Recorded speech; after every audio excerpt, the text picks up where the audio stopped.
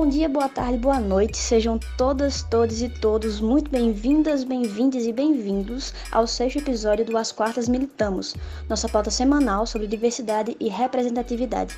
Dessa vez, iremos falar sobre cultura de doação de sangue no Brasil. E aí, bora militar? As Quartas Militamos!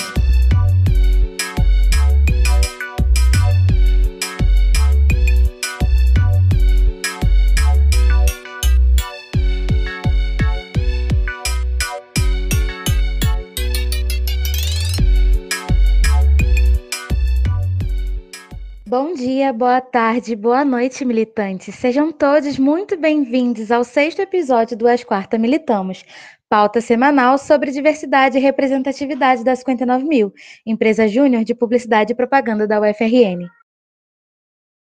sou Letícia, estudante de publicidade e 59er, e serei mediadora desse momento muito importante, que tem como tema cultura da doação de sangue no Brasil. Para falar sobre esse assunto, temos um convidado super especial que é parceiro da 59.000, Thiago, entusiasta da tecnologia e fundador da Emove. Estamos muito felizes em te receber aqui, Thiago. Oi, Letícia. A alegria é toda minha. É uma grande satisfação estar aqui com vocês. Gostaria de agradecer aos 59ers, a quem eu tenho uma enorme gratidão, né, uma parceria aí desde 2015. Então, de lá para cá, a gente tem tido aí uma série de desafios vencidos. Então, gostaria de parabenizar pela iniciativa. Tá? Vocês estão realmente de parabéns por fomentar um momento, né, um espaço, dedicar esse tempo precioso para levar mensagens de diferentes temas, tá? Tão enriquecedor. Muito obrigado. Aí vamos trocar essa ideia, vamos falar sobre um tema, né, do qual eu gosto tanto, né? Há quase 14 anos, em novembro, chega essa marca aí de muitas doações e tamo junto. Boa, Thiago. Aqui é história para dar e vender, né, Thiago, com a 59.000. Essa parceria é linda. E aí, Thiago, para a gente começar o nosso papo, assim, de fato, começar a introduzir o que é cultura de doação de sangue, né? Eu queria te perguntar se você, na sua opinião, acha que existe a cultura de doação de sangue no Brasil? Bom, Letícia, se a gente for ver qualquer uma das definições de cultura, a resposta é sim. No entanto, ao longo dessa história que vem sendo construída desde os anos 40 no Brasil, a gente percebe aí uma grande lacuna, eu diria, no sentido do que a gente precisa ainda de amadurecer, de fortalecer uma série de aspectos para que a gente possa dizer, além de termos uma cultura de doação de sangue, mas essa cultura ela precisa ser consolidada. Tá? Então a gente tem um desafio enorme, e aí claro que eu só enxergo oportunidade, né? E ainda mais tendo aí a 59.000 como uma grande parceira já há 5 anos. Então temos aí uma grande contribuição junto com tanta gente boa disposta a participar ativamente dessa transformação. Então, sim, temos, mas o caminho ainda aí é bem longo para a gente andar juntos. Tem muita iniciativa existente no país, mas a gente precisa fortalecer e ter ou seja, criar um mesmo movimento, e aí fatalmente isso passa necessariamente pela comunicação. A gente, quando fala de doação de sangue,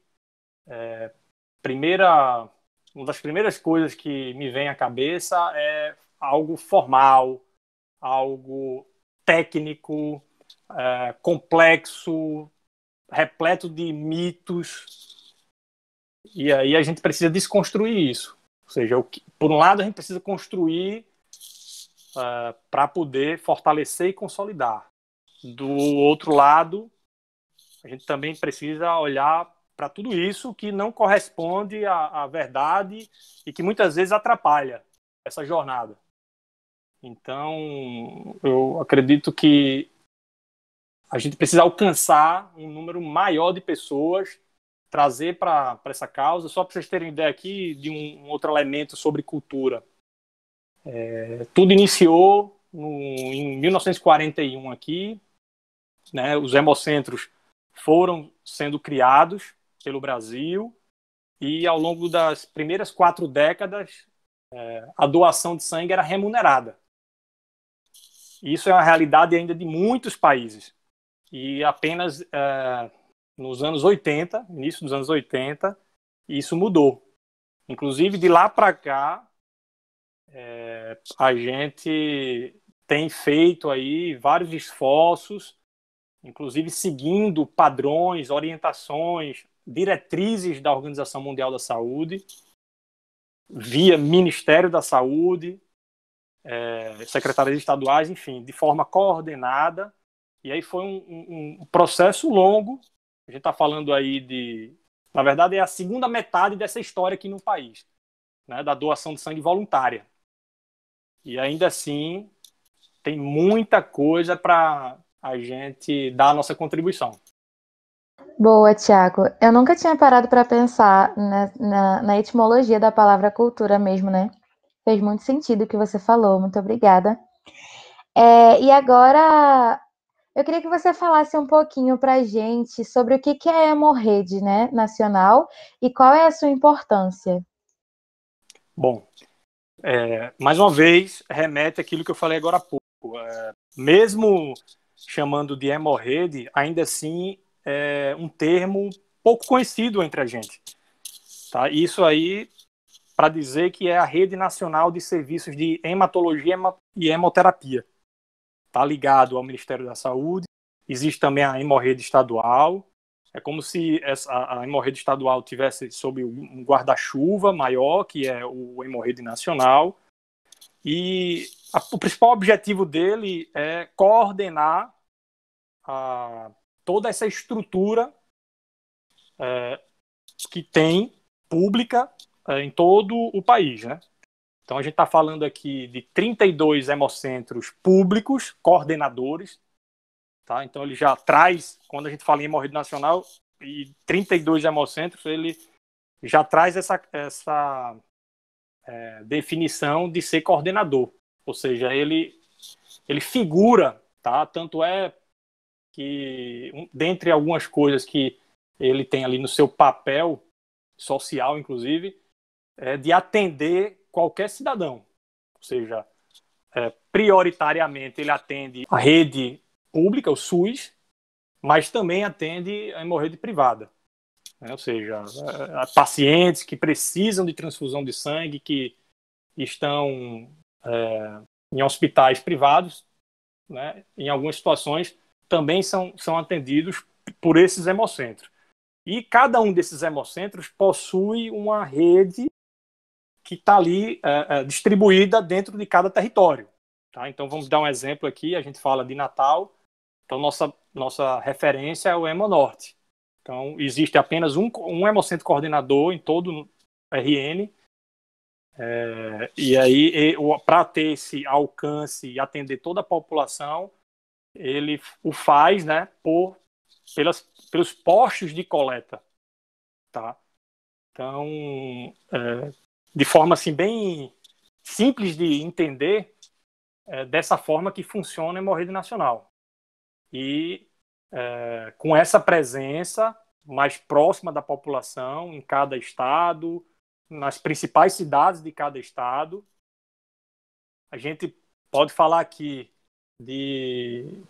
que somos aí pouco mais de 3,5 milhões de doadores que doam, né, regularmente, né, o que mostra que somos ainda muito pouco, principalmente se a gente for olhar, né, países tidos como desenvolvidos, né, tanto economicamente como socialmente. Então, voltando ao aspecto, né, o elemento cultura, existe uma correlação muito forte, né? Ainda que você tenha a cultura relacionada a outras causas sociais de forma mais enfática em países até relativamente pobres do ponto de vista econômico, mas quando a gente fala em doação de sangue, essa correlação ela é alta. Então, mais uma vez, sempre tudo que eu falar aqui relacionado à doação de sangue, enquanto a gente pode aqui enumerar uma série de barreiras, de dificuldades e problemas, e sempre a gente busca criar oportunidades, tá, para melhorar essa realidade. Show, Thiago. É muito legal falar de rede, né? Que a gente, enquanto 59 mil, a gente trabalha também enquanto rede. E aí eu fiquei com uma curiosidade enquanto você estava falando, é que a rede, ela funciona em colaboratividade também, no sentido de, se eu dou em Natal, esse meu sangue pode ir para um outro estado, alguma coisa do tipo? Ótima pergunta, Letícia. Sim, e ainda mais em períodos como a gente está vivenciando, totalmente atípico, isso tem sido com mais frequência. É o que a gente chama de reposição de estoque de hemocentros da mesma, ou seja, que faz parte da mesma estrutura. Então, se aqui em Natal, digamos, ele tiver com um estoque numa situação mais confortável, né, ou seja, seguro, né, do ponto de vista da saúde pública, né, ele pode, ou seja, isso obviamente passa por uma avaliação criteriosa para ver assim, de onde, né, poderia, quando, em que medida também, mas isso sim é possível.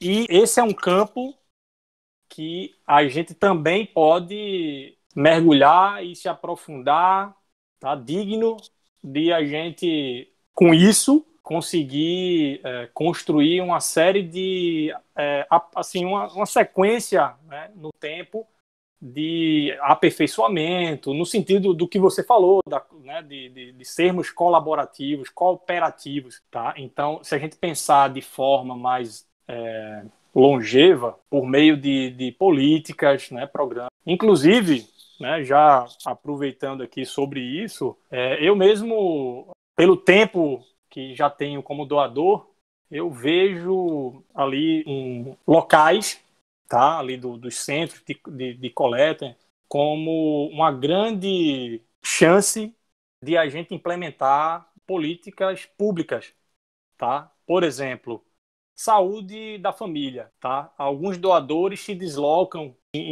por distâncias relativamente grandes, muitas vezes passa o dia aqui, às vezes até é a única refeição que ele faz no próprio hemocentro, enfim, só para dizer da dificuldade que é para alguns, né, fazer isso. Então, pela estrutura que se tem lá, eu vejo que é possível, juntos aqui, a gente pensar em soluções para, ao mesmo tempo em que a gente já tem uma estrutura que, de certo modo, é nosso, tá, nos atende, de a gente conseguir ampliar, né? Uma vez que a gente fala tanto de uma estrutura deficiente, ineficiente da rede pública de saúde, por sua vez, temos ali um hemocentro que, se a gente tiver um olhar diferente para ele, a gente consegue pensar muito além. Gostei muito aí dessa pergunta, porque ela provoca ela tem uma série de desdobramentos aí para a gente falar sobre outras iniciativas interessantes. Sim, de verdade. E gera uma curiosidade maior, né? Sem dúvida. Pronto, Thiago. Muito obrigada pela resposta. Era uma curiosidade que eu tinha muito presente, assim, principalmente depois de ouvir você falando. E aí eu acredito que depois de ouvir todas essas informações, né, Eu acredito muito que os ouvintes que ainda não doaram sangue ainda estão se perguntando: como é que eu posso doar? Quais são as etapas da doação de sangue? Quem pode doar? Quais são os impedimentos? E aí, eu queria saber de você, quais são essas curiosidades que as pessoas mais têm? Quais são as perguntas mais frequentes? Ótimo. Né? Imaginemos aqui quem vai fazer sua primeira doação. Primeiro, para quem ainda não sabe onde fica localizado o hemocentro mais próximo, isso inclusive é algo que a gente pensou, depois a gente construiu junto com a 59 mil ao longo desses anos, de simplificar e facilitar ao máximo. Então, sabendo o hemocentro mais próximo, ou seja, de sua preferência, qualquer um, para quem estiver nos ouvindo aqui em Natal, em Recife, Rio de Janeiro, Brasília, enfim, qualquer lugar, vocês vão perceber que o procedimento é exatamente o mesmo. Tá? Você pode ter pequenas diferenças, mas muito mais ali no espaço físico, mas quando se trata das etapas, dos procedimentos, ele é rigorosamente o mesmo. Tá? Então, ao chegar no hemocentro, se é a sua primeira doação, você vai fazer cadastro. Tá? Então, você vai informar ali os seus dados. E aí, obviamente, você só faz isso da primeira vez. Daí em diante, você vai passar pela primeira triagem, né? Como ali uma triagem, na verdade, uma entrevista antes, pode ser com psicólogo, com sociólogo, enfim. Ali também você vai verificar peso, altura, pressão, para depois você passar por uma outra etapa, que é a triagem médica, onde você vai responder algumas perguntas, né, um questionário. Esse tempo aí, ele varia entre 30 minutos e 1 hora. Após passar por essa última triagem, tem a etapa da coleta de sangue. Esse tempo também ele varia de indivíduo para indivíduo. O padrão do quanto, né, o volume e que cada um de nós doa é 450 ml, que é o tamanho de uma bolsa de sangue. Então você pode passar ali entre 10 minutos e 20 minutos. Aí vão te perguntar, vão te fazer aí algumas perguntas, dentre elas, se você está bem alimentado, se não ingeriu álcool nas últimas 12 horas, se teve uma boa noite de sono, a questão da idade, né? Aqui pode-se doar a partir de 16 anos. Então, entre 16 e 17, mediante autorização de um responsável. E aí você pode doar até 69 anos. Tá? Então, a gente está falando aí de um público, né, cuja, né, ou seja, intervalo, né, alcança boa parte da nossa população, apesar de sermos só pouco mais de 3,5 milhões de pessoas. Existe também uma frequência, tá? Então, para doadores, ou seja, os homens, são 4 no máximo, no intervalo de a cada 12 meses, enquanto mulheres, 3.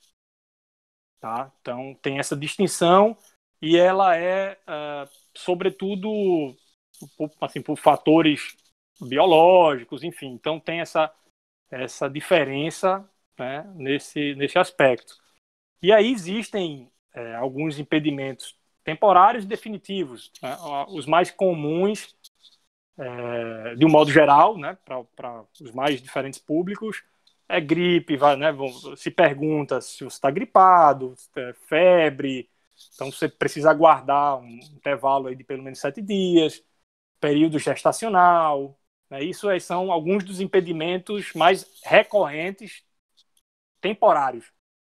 Ou seja, período pós-gravidez, amamentação, né? Você só pode voltar a doar depois de 12 meses de ter o parto, tatuagem ou piercing, né? Depois de 12 meses do procedimento, extração dentária, 72 horas e por aí vai.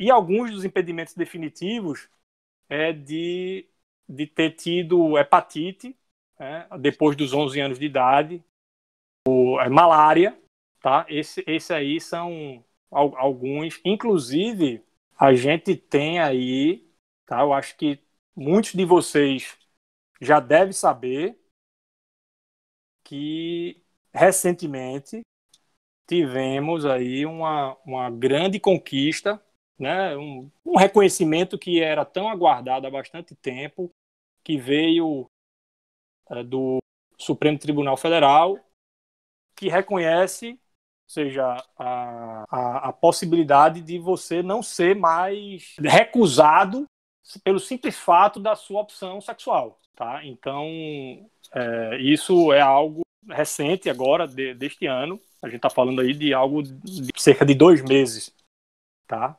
Então, isso aí já era, como eu falei, bastante aguardado, porque, quer queira, quer não, era uma boa parte da nossa população aí que estava sendo discriminada, tá? Então, foi entendido majoritariamente que isso não deveria incluir dentro dos critérios lá daquele questionário que eu falei, que é a última triagem antes de a gente se dirigir para a área de coleta. E, por fim, depois que você conclui a coleta e passa aí entre 5 e 10 minutos repousando, você vai em seguida fazer uma refeição, um lanche que eles fornecem, tá? Depois que você conclui, você é dirigido para uma área em que você vai fazer o seu primeiro registro da sua doação. Depois de 3 meses ou 4 meses, você já pode agendar a sua próxima doação. Então, é um procedimento seguro, tá? Inclusive o Brasil está entre os países cujos procedimentos eles são considerados eficientes e seguros. Então, para quem ainda tem alguma dúvida, vocês podem ficar absolutamente tranquilos, seguros, e inclusive isso, com o passar do tempo, você troca uma ideia com outros amigos, familiares que também já passaram por isso. A agulha, tá, pessoal? Se alguém estivesse perguntando aí que ainda não fez a sua doação, apesar dela ter um calibre maior do que a maioria das agulhas né, de vacina, ela também não dói, tá? Então, eu digo isso porque muita gente fala assim, não vou doar porque eu tenho um pavor de agulha, né, deve doer muito, enfim. Então, inclusive, isso é algo que quando você incorpora ou seja, no seu hábito, né, e passa a fazer isso de forma frequente, você tem enormes ganhos, né? Ou seja, não só de saúde, mas também o lado social. Você saber ali da satisfação que é você ter a certeza de que o seu sangue, ou seja, o elemento mais importante que temos no nosso organismo, vai poder chegar a 1, 2, 3, enfim, pessoas que, né, muitas vezes é salva, e depende disso, tá? Inclusive, minha avó, ela foi salva, e isso foi o que mais, na época, isso muito tempo atrás, mas quando eu recebi o convite de um amigo para doar, a primeira imagem que me veio foi isso, ou seja, da história de saber que minha avó, ela foi salva graças à ajuda de literalmente um batalhão de soldados durante um procedimento do fim do parto de uma tia minha, né? Graças a Deus, na época lá, né, deu tudo certo, mas é algo que aí cada um tem a sua história, todo mundo aqui conhece alguém próximo que já passou. É algo legal você saber que você não deve esperar para você tomar essa decisão de ir lá conhecer melhor, enfim. Perfeitamente, Thiago. Foi muito importante você falar sobre a conquista, né, da comunidade LGBT quando isso era impedido por causa da orientação sexual, né? E aí foi uma conquista muito importante para a comunidade LGBT. E a felicidade, assim, é muito nossa também de lutar por isso e falar por isso também, porque é algo muito importante, não só, principalmente socialmente, né? Falando. E aí queria falar só um pouquinho da minha experiência enquanto doadora. Eu sempre tive muito prazer em doar sangue, graças a Deus eu sempre pude com muita facilidade, assim.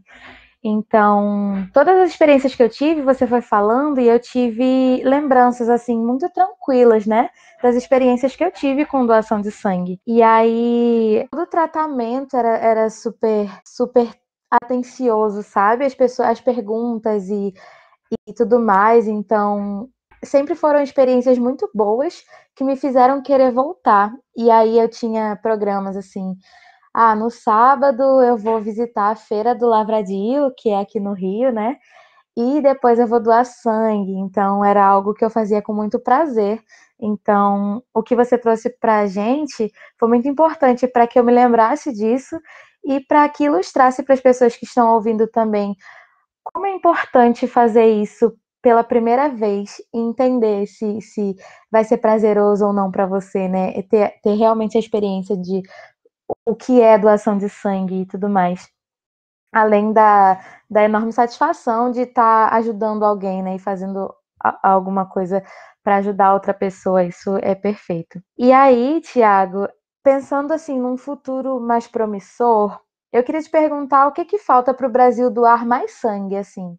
Primeiro, é de mais podcasts como esse, em primeiro lugar. Ou seja, obviamente que o podcast é apenas um veículo, um meio, mas de forma que ilustrativa, e mais iniciativas como essa, né, de diálogos, de buscar criar essas oportunidades de aproximação, de transmitir essa mensagem. Inclusive, a gente falou agora da nossa experiência como doadores, e tem um papel de tanta gente que, infelizmente, por motivos dos mais distintos, ou de forma pontual, ou de forma permanente, não pode doar. Mas eu conheço muita gente, né, ou de uma forma ou de outra, mas que atua, que milita, que tem essa voz que reverbera para tanta gente, que muitas vezes ela cumpre um papel muito maior do que pessoas que estão mergulhadas nesse universo e que, de certo modo, é doadora também, mas é aquela coisa mecânica mesmo. Pô, eu doei, tudo bem. É claro que isso aí é fundamental, porque se você olhar de forma mais fria possível, a pessoa vai, se dirige, ou seja, aquela coisa meramente protocolar, né? Vai, faz a doação. Isso aí, obviamente, que é super louvável, mas para a gente romper com todas essas barreiras, a gente precisa fazer muito mais. E muitas vezes isso vem de provocações, de reflexões, tá? E, inclusive, a principal iniciativa que derivou tantas outras, né, as quais nos aproximou, né, que eu estou me referindo especialmente a 59 mil, ela começa de uma história lá, ou seja, com a 59 mil 2015, mas isso foi de 2013, né, quando eu já eram 7 anos como doador, e essa reflexão naquele momento passou ali depois de um momento, ou seja, de concluir uma doação, falei, poxa, com aquela inquietação, falei, será que eu não poderia fazer algo mais? Então, poxa, deixa então eu dividir isso com mais pessoas, vou conversar com uma, com outra e tal, para a gente juntos pesquisar, saber como é a realidade hoje no Brasil, como é que a gente chegou até aqui, como é lá fora, experiências, enfim. E aí a gente vê que necessariamente a comunicação é um elemento central. Tá? E aí, quando a gente fala comunicação, estou falando tanto internamente, tá? Ou seja, para esse público que vivencia isso de forma mais corriqueira, como também a comunicação externa, a comunicação formal também, por toda essa estrutura que a gente falou antes aqui, representada pela Hemorrhoide Nacional. E aí tem um elemento, né, que a gente falou muito sobre cultura e está falando até aqui, tá? Porque afinal de contas é o elemento que permeia tudo isso, mas a gente tem que trazer para junto de todos nós aqui a questão da governança e tecnologia, tá? Então a cultura é como se eu considero a cultura como uma força motriz ali, capaz de você, ou seja, você tem um grupo que é relativamente pequeno, aí você tem movimentos difusos, espalhados, iniciativas bacanas, legais e tal, mas a gente precisa, como eu falei, de fortalecer isso, tá? Então, a gente pode fazer com a tecnologia aliada à governança, tá? E aí, quando a gente vai olhar experiências bem-sucedidas de alguns países, a gente vê o quanto a gente tem para aperfeiçoar nossos sistemas de governança, tá? Então, mais uma vez, muita oportunidade que a gente tem para dar a nossa contribuição. Show, Thiago. Eu nem sei como começar te agradecendo por esse momento assim de troca e aprendizagem, né?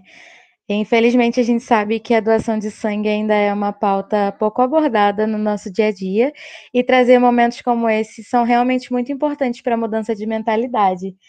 E aí, Thiago, para encerrar o nosso papo, eu queria saber se você quer deixar alguma indicação ou sugestão de conteúdo e dar uma mensagem final para os nossos ouvintes.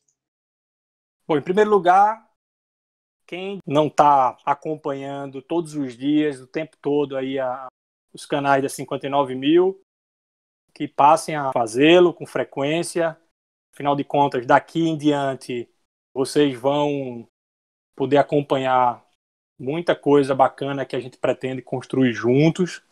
Então, é um canal que tem tudo para ser já vencendo, né? Mas agora, com algumas renovações que a gente quer fazer juntos, a ideia é para alcançar, né, esse objetivo maior, que é termos aqui um sistema de saúde em equilíbrio, tá? Quando a gente fala aqui de doação de sangue, então a gente precisa aí, a gente está falando de ter aí mais, pelo menos 3,5 milhões, de quase 4 milhões de pessoas se tornarem, né, doadoras, passarem a doar frequentemente, né, se engajar, né, a essa causa, e estar bem antenado, ligado e conectado com os canais da 59 mil é o primeiro começo de tudo, tá? Então, a gente tem aí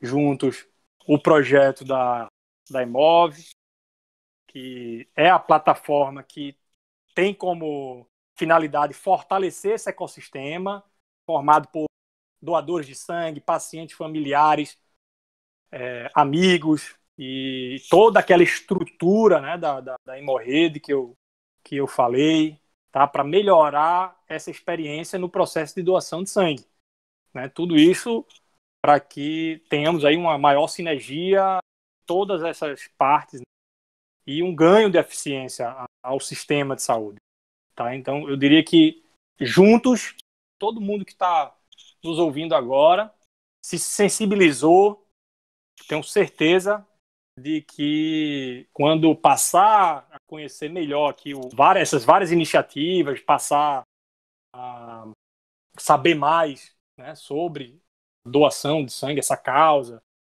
eu não tenho a menor dúvida de que vamos passar a construir isso com mais gente, né, junto de nós. Então, é muita gente que passa a se beneficiar, né, com esse engajamento, com esse fortalecimento da cultura, e tanto incentiva a doação espontânea, né? De um lado, a gente tem a doação dirigida, ou seja, quando um de nós decide fazer a sua doação para um amigo, um parente, enfim, isso inclusive é uma pergunta que é feita, antes, né, da doação. E, por outro lado, você tem a doação espontânea. É quando você chega lá e quando te faz essa pergunta, eu quero que meu sangue seja aproveitado, né? Ou seja, preciso escolher, né? Então, isso é a parte mais legal, é quando você faz a doação sem necessariamente precisar dessa vinculação, tá? E aí, quando a gente observa qualquer um desses países que hoje está numa situação confortável e segura, ele alcançou esse número, esse patamar, e esse percentual de doações espontâneas ele é bem maior comparado com o nosso, né? Então, o Brasil hoje está posicionado ali numa escala ali de forma intermediária, tá? Então, e aí um outro lado também, que aí isso denota, inclusive, o baixo investimento que é feito no sistema aqui no país. A gente tem uma dependência quase que exclusiva do poder público, está muito aquém do que a gente precisaria para poder melhorar, para fomentar tudo isso que a gente vem falando. Então, por outro, assim, dados também, tá? Então, quando eu falo assim, indicação, sugestões, e aí eu, mais uma vez, volto aqui, redes sociais, Google mesmo, mas se você colocar qualquer busca ali, doação de sangue, você vai ver tanta pouca coisa que, no final das contas, é muito mais artigo científico, sempre remete para leituras densas, né, técnicas. Então, assim, fontes confiáveis, para quem quiser saber mais, se aprofundar, Ministério da Saúde, doação de sangue, Ministério da Saúde, doação de sangue, qualquer uma dessas palavras-chave, hemorrede, enfim. E aí uma grande fonte, né, talvez a principal de dados, é a Organização Mundial da Saúde. Então, pode colocar lá, palavra-chave, vai encontrar.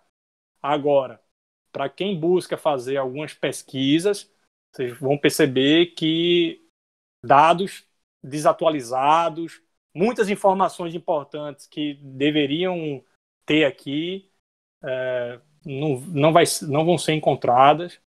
Enfim, mais uma vez, tudo isso só me faz pensar em oportunidades. Então, para quem quiser, tiver interesse, tiver curiosidade em desbravar, né, esse tema, tem um campo vastíssimo aí para ser explorado, tá? Então, a mensagem final fiquem conectados com a 59 mil, que é a melhor fonte de comunicação para vocês acompanharem discussões, atualizações sobre a doação de sangue. Gostaria de deixar como mensagem final, especialmente para quem ainda não fez sua primeira doação e que está aí se animando já pensando em que dia ele pode fazer. É importante, como a gente está vivendo um momento completamente fora da curva, sobre a segurança, tá? Então, todos os hemocentros, inclusive é um dos pontos aí que tem sido mais penalizados, porque a exemplo de outros períodos, né, que são sazonais, quando se tem uma maior demanda por sangue, tá? Em períodos como carnaval, festas de meio de ano, final de ano, férias escolar, enfim. Isso faz com que as pessoas se afastem dos hemocentros, sofram, né, também tem mais acidentes, enfim. Isso tem uma demanda maior, por outro lado, a oferta cai, tá? Então, agora com a pandemia, por exemplo, a gente tem observado déficit nos estoques de sangue de todos os hemocentros, né, uma redução de até 60% nisso. Se, por um lado, a gente tem visto tudo isso, todas essas dificuldades, tanto é que eles estão se reinventando, estão se recriando para buscar alternativas para se aproximarem mais ainda dos doadores ou os doadores em potencial. Então, se vocês estão ali dispostos a fazer a sua doação, ou a primeira, a sua segunda, quarta, quinta, sétima, oitava, enfim, saibam que quem ainda não doou durante esse período de pandemia podem ir a qualquer um dos hemocentros que vão estar devidamente seguros. Tá? Inclusive, eu já fiz 2 doações e já estou com minha data agendada da próxima doação. Tá? Então, tenho mais doações aí, tenho mais 2 doações para fazer até o final do ano. E aí, quem estiver em Natal, a gente pode combinar de reunir um grupo. Obviamente que não vai ser exatamente como era em períodos anteriores, mas, né, o nosso modo, a gente pode mostrar que juntos somos muito mais fortes. E agradeço imensamente a 59 mil por essa chance de ouro de falar com vocês. E a gente se vê em breve. Muito obrigada, Thiago. E foi tudo isso, galera. Espero que vocês aproveitem esse conteúdo tanto quanto eu aproveitei. E não deixem esse assunto morrer por aqui. Agir é fundamental. Sigam a 59 mil no Insta, Spotify e YouTube.